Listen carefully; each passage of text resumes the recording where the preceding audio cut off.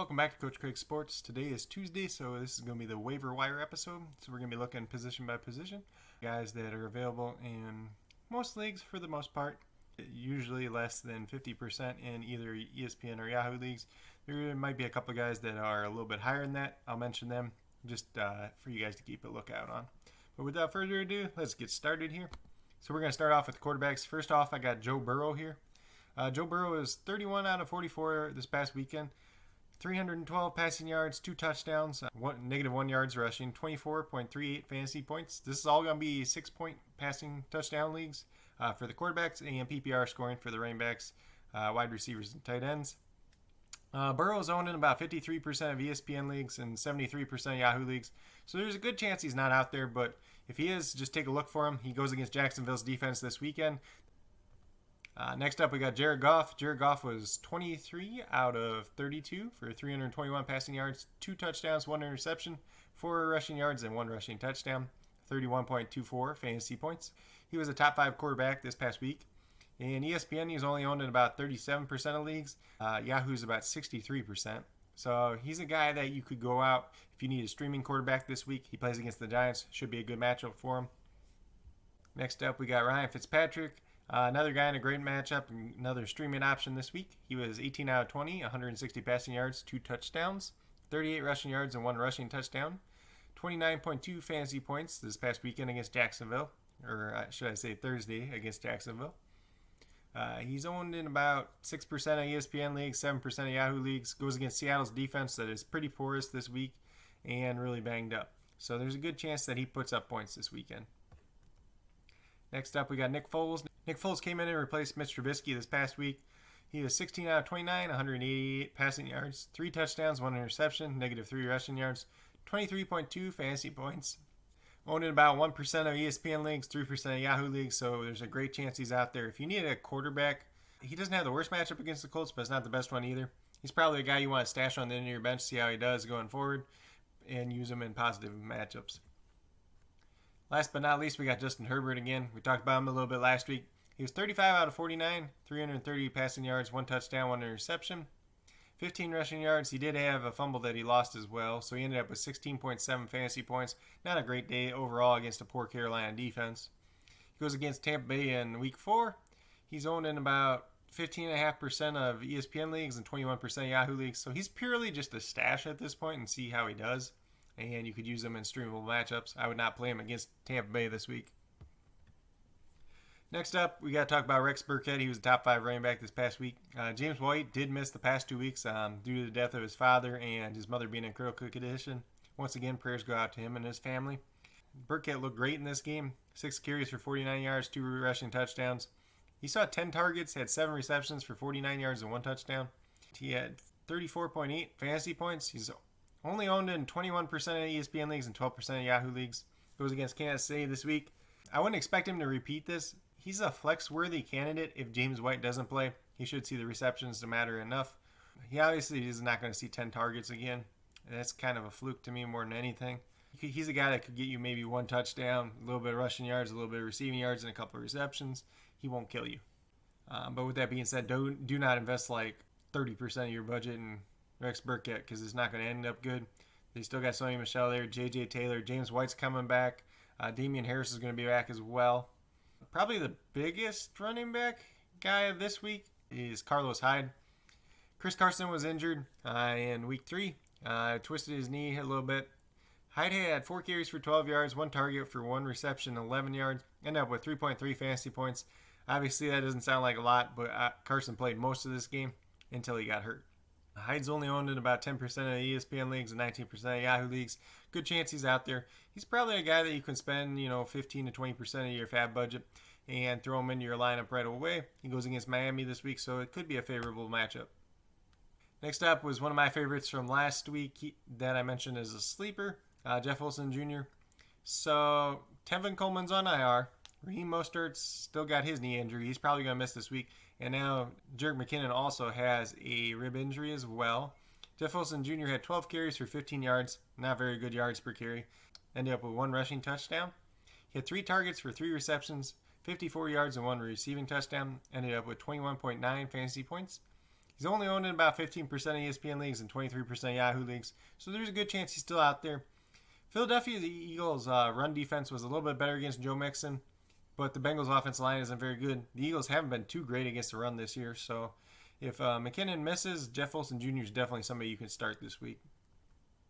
Next up, we got Myles Gaskin. We got to keep talking about him. He's still not owned in over 50% of leagues yet. Played on 75% of snaps week 3 on Thursday Night Football. 22 carries, 66 yards.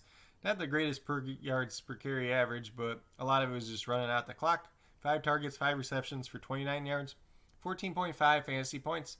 So that's kind of the range to expect him in. It's kind of that 10 to 15 point range in PPR.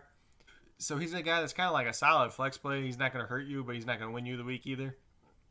In the ESPN leagues, he's owned about 46%. Yahoo is 47%. Goes against Seattle this week. They could be trailing to Seattle. He is the pass catching back, so he could have a lot of value this week.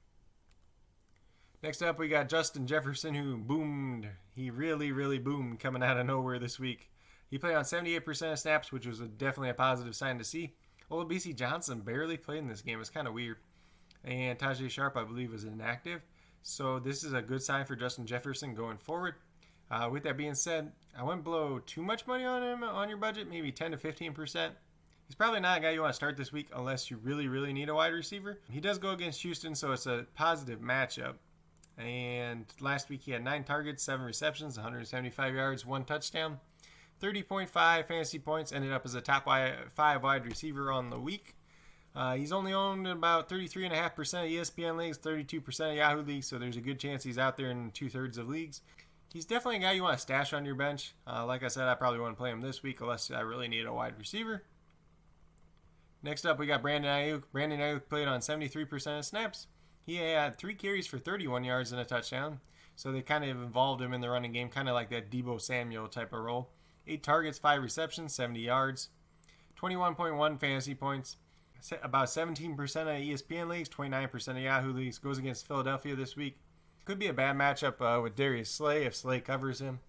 I can't remember if Deebo Samuel is eligible to come back this week or next week. I'll have to check a little bit more into that. That will play a factor. We'll have to see how Aiyuk plays when him and Samuel are out on the field together. Obviously, George Kittle's been missing. Hopefully he's back this week. Jordan Reed did leave this game with an injury, and he's been placed on IR now too. So the 49ers are really banged up, and if Kittle doesn't play, Aiyuk could be a good play this week. Next up, we got T. Higgins. T. Higgins ended up playing on 79% of snaps, most of any Bengals wide receiver. He played pretty well, 9 targets, 5 receptions, 40 yards, and ended up with 2 touchdowns, 21 fantasy points. And he's only owned in about 7% of ESPN leagues and 5% of Yahoo leagues. Goes against Jacksonville this week, so not the worst matchup in the world. He's still probably a guy, if I pick him up, I want to stash him on my bench. I don't want to roll him out right away. But the Jacksonville matchup isn't the worst in the world either. Next up, we got Greg Ward, somebody we really have to talk about because the Eagles wide receivers, pretty much all their receiving options are very limited right now. Zach Ertz is healthy. Dallas Goedert's hurt right now. Deshaun Jackson's hurt. J.J. Arcega-Whiteside's hurt. Alshon Jeffrey did start practicing, but I don't know if he's going to play this week. Might be the week after. If he doesn't play this week, Greg Ward could be a very good play. He played on 84% of snaps this past weekend. He had 1 carry, lost 6 yards on that. But he had 11 targets for 8 receptions, 72 yards, 1 touchdown, 20.6 fantasy points, owned in less than 1% of ESPN leagues and 1% of Yahoo leagues. He goes against San Francisco in week 4. Not a terrible matchup. All their defensive backs are really banged up right now. If you need kind of a stopgap wide receiver, Greg Ward's probably your guy, especially if Alshon Jeffrey does not play this week. Then we got to talk about Allen Lazard a little bit more. He played on 95% of the snaps with Devontae Adams out this past week. He saw 8 targets for 6 receptions, 146 yards, 1 touchdown, 26.4 fantasy points. Oddly enough, his percentage went down in ESPN this week, even with Devontae Adams being out. So he went down to 39%. Yahoo saw a little bit of a bump, 50%. So there's a good chance he's out there in about half the leagues. Goes in a favorable matchup this weekend against the Atlanta Falcons. So he's definitely a guy to look out for. He's a guy that you can probably stick in your lineup if you need to. If Devontae Adams would miss time again, he's definitely somebody you would like to play. Then we'll move over to tight ends. Tight ends, we got a couple here. Dalton Schultz, we talked a little bit about him last week as well. Played on 67% of snaps this past week. 6 targets, 4 receptions for 48 yards. Not a bad day, but not a good day either. It finished with 8.8 fantasy points. Like I said, it wasn't the best day in the world, but it wasn't the worst day in the world either. Tight ends were pretty bad this week in general. He's only owned in about 24% of ESPN leagues, 32% of Yahoo leagues. Goes against Cleveland this week, who should be a favorable matchup for a tight end.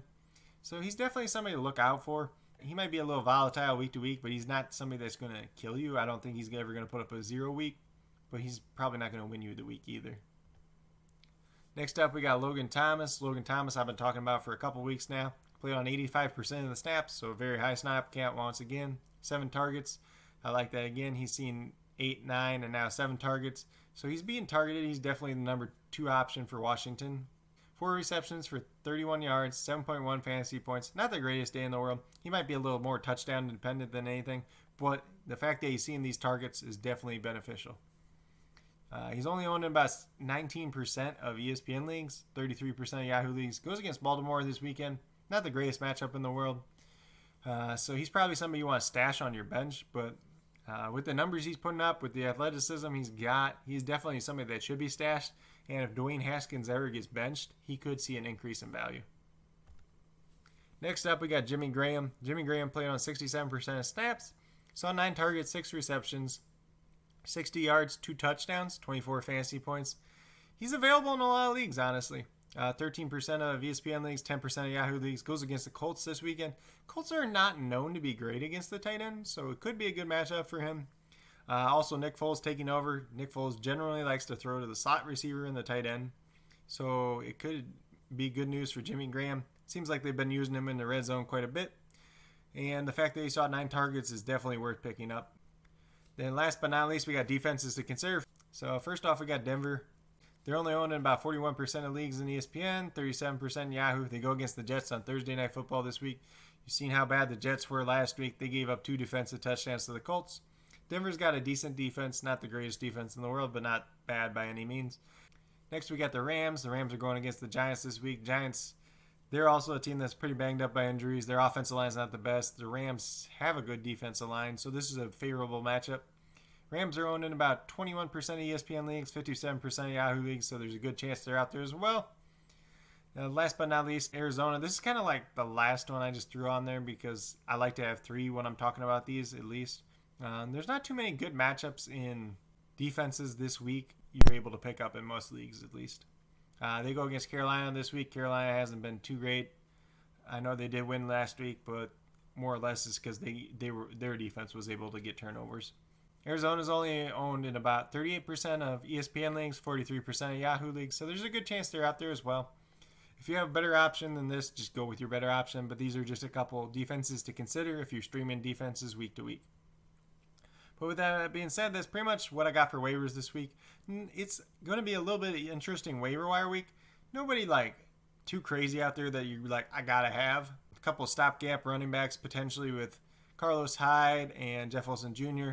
If you got Myles Gaskin still out in your league, and you're in a PPR league, he's definitely worth picking up and at least stashing or filling in as a flex week or bye week filler.